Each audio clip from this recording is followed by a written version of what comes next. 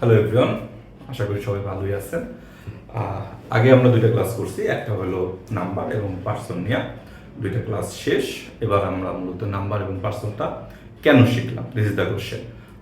এই কেন শিখলাম সেটার উত্তরই মূলত আজকের ক্লাসে দিলাম। এই জন্য দেওয়া হয়েছে যে পার্সন প্লাস নাম্বার সমান সমান কি, সেটা আমরা একটু শিখবো। আমরা ছোটবেলা থেকে অনেক সেন্টেন্স দেখছি যেগুলো আমরা খুব বেশি জানি এবং খুব বেশি লিখছি আমাদের খাতায়।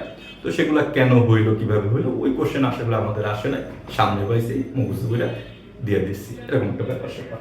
তো আজকে মূলত আমরা সেগুলো নিয়ে একটু আলোচনা করি, টুকটাক জিনিস যেগুলো আসলে আমরা সাধারণত খেয়াল করি নাই, কিন্তু আমাদেরগুলো জানা জরুরি ছিল। কেন জরুরি ছিল সেটা নিয়ে আজকে আলোচনা করবো।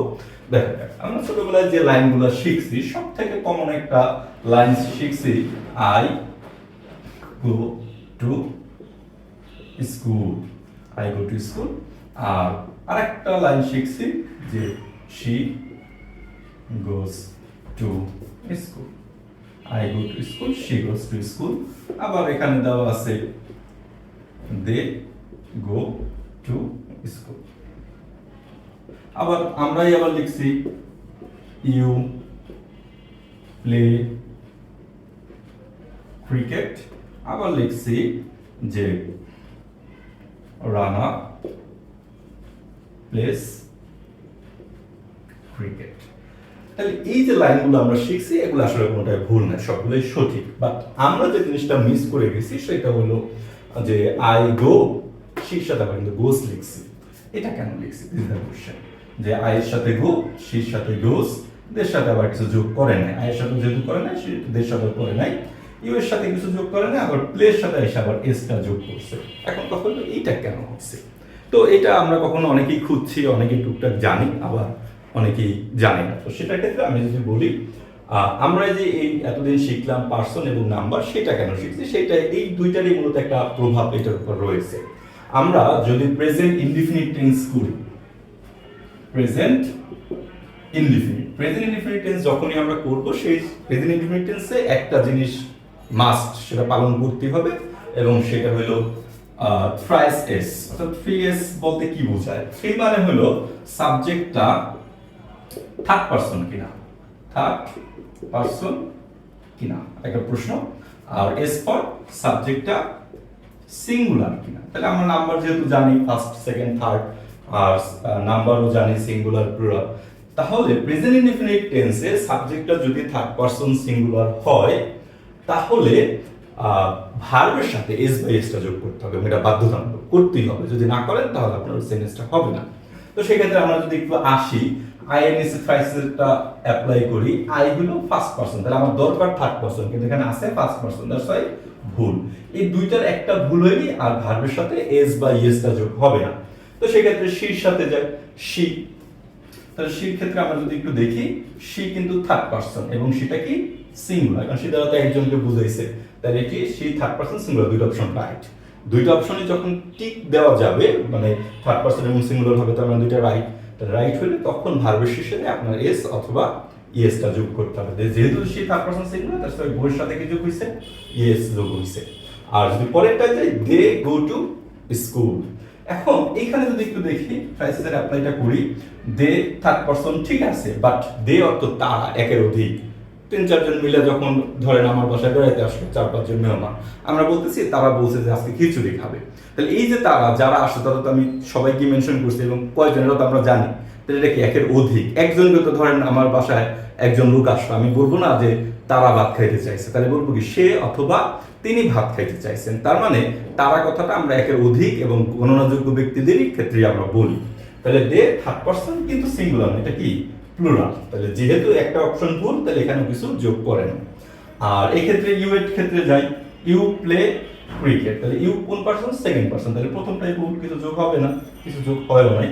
বাট রানার ক্ষেত্রে যদি যাই, রানা কিন্তু থার্ড পারসন এবং সিঙ্গুলার। যেহেতু থার্ড পারসন সিঙ্গুলার দুটো অপশন রাইট, তার মানে প্লের সাথে অবশ্যই কি হবে, এস হবে। দ্যাটস ওয়াই আমরা দিছি প্লেস ক্রিকেট। তার মানে এখানে যে সেন্টেন্সগুলো আপনার প্রেজেন্ট ইনডিফিনিট টেন্স যখন আমরা করতে যাব, তখন সাবজেক্টটা যদি থার্ড পারসন সিঙ্গুলার হয়, তখন ভার্বের সাথে হয় এস যোগ করতে হবে, না হয় ইয়েস যোগ করতে হবে। এখন প্রশ্ন হলো যে এখানে আমরা গো এর শেষে ইয়েস যোগ করছি, আবার প্লের সাথে আমরা শুধু এস যোগ করছি। এখন প্রশ্ন হলো যে আমি আসলে কখন এসটা যোগ করব, কখন ইএস যোগ করব, এটা একটা কোশ্চেন।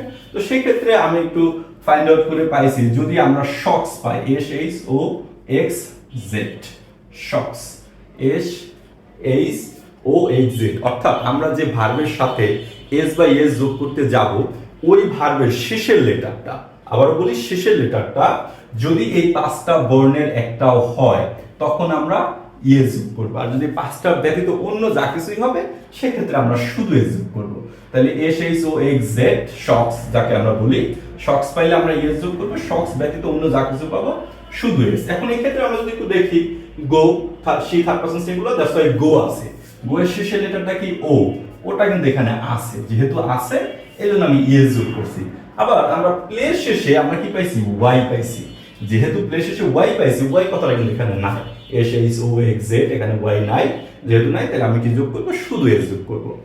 এখন তাহলে আমরা কিন্তু বুঝতে পারলাম। এখন যদি আরেকটা সেন্টেন্স আসে যে she teach us Bangla, she teach us Bangla, এখন এটা রাইট ফর্ম ভার্ব আন্ডারলাইন করে দিই, এটা রাইট ফর্ম ভার্ব করতে পারবো। তো সেক্ষেত্রে আমরা যদি খেয়াল করি শি কথাটা কিন্তু থার্ড পারসন এবং শি কথাটা কি সিঙ্গুলার, তাহলে এখানে মানে এই টিচের সাথে হয় এস যোগ হবে, না হয় ইএস যোগ করবে, হয় এস যোগ করবো অথবা ইএস যোগ করবো। এখন টিচের শেষের লেটারটা কিন্তু এইচ, এইচ কথাটা কিন্তু এখানে আছে, যেহেতু আছে যদি থাকে আমরা ইএস যোগ করবো, দ্যাটস এখানে কি হবে, টিচেস হবে। আবার যদি বলা হয় যে রোহিত ওপেন দা ডোর, তাহলে এখানে রহিমটা কিন্তু থার্ড পারসন সিঙ্গুলার, যেহেতু রহিম থার্ড পারসন সিঙ্গুলার তাহলে আমার ওপেনের সাথে হয় এস যোগ হবে, না হয় ইএস যোগ হবে। যদি একটু খেয়াল করি শক্সে কিন্তু এন কথাটা নাই, অর্থাৎ ওপেনের শেষের লেটারটা এন, এন কথা কিন্তু এখানে শক্সের ভিতরে আমরা পাই না, যেহেতু পাই না তাহলে আমরা কি যোগ করতে হবে, ওপেন এর সাথে শুধু এসটা যোগ করতে হবে। তাহলে এখানে কি হবে, রহিম ওপেন্স দ্য ডোর। তাহলে আশা করি বুঝতে পারছো যে কিভাবে থার্ড পারসন সিঙ্গুলার কাজটা করে, পাশাপাশি নাম্বার এবং পার্সন জানাটা কতটা জরুরি। আমরা যদি প্রেজেন্ট ইনডিফিনিট টেন্সটা সাধারণত বেশি ব্যবহার করি, তো সেক্ষেত্রে কিভাবে প্রেজেন্ট ইনডিফিনিট আমাদের হেল্প করতে পারে, অর্থাৎ প্রেজেন্ট ইনডিফিনিট জানতে হলে নাম্বার পার্সনটা জানা জরুরি।